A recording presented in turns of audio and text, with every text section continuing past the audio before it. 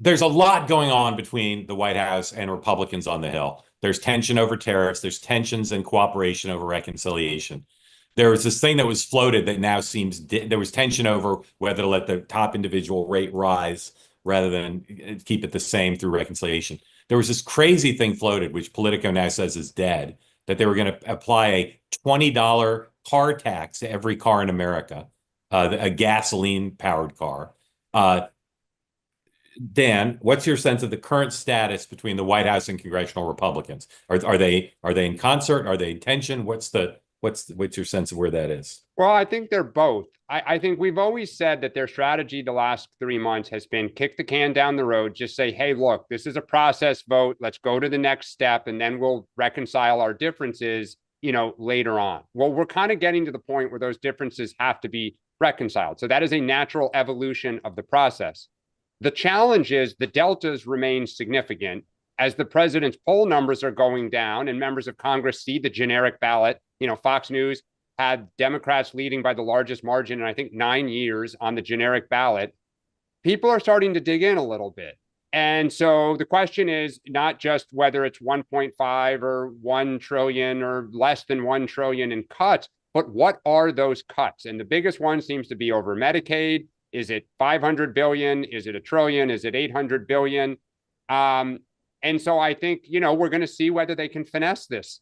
And look, this is what it was for Democrats with Obamacare. Like, big bills done through reconciliation with narrow margins require immense hand-holding and greasing of the wheel. Yeah, Sean, I'm picking up there's a lot of tension over tariffs. And for a while, it seemed like tariffs might make it more likely to pass reconciliation because they had to get it done to change the story and to goose the economy. I get the sense from talking to people on the Hill now that this is a big point of tension. They briefed yesterday at the Senate lunch to try to calm the horses. But where do you think things stand on those range of issues and the overall mood music between the two sides? At least, and I can't tell how widespread it is. I think there's a bit of a degree of frustration because the House and the Senate guys, as Dan kind of alluded to, have to live in a world of details. You have to put legislative text down that says, here is the rate.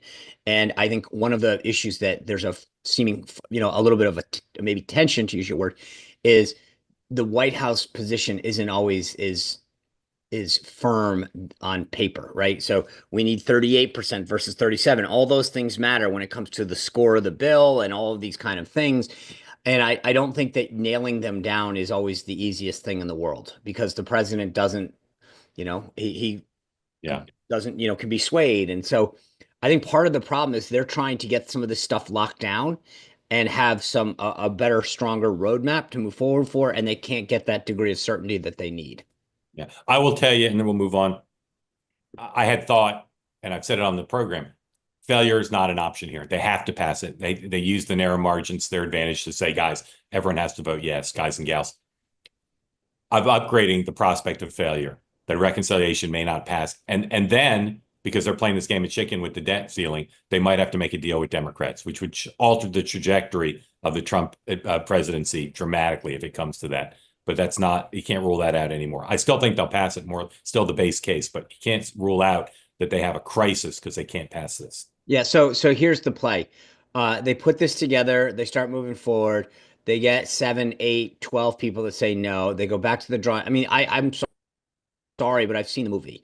And this, but it has to pass, and it will pass. I think you're right. It's the most likely outcome. It may not be pretty, and it may take a while. And I think that there's going to be, my guess is a minimum of 2 fits and starts where it goes, they back off, it goes again, they get it real close to the finish line, and something to do probably on the Medicaid or on the savings side pushes back. But they'll throw enough in there on the state and local tax deduction or whatever to get enough of these guys bought off.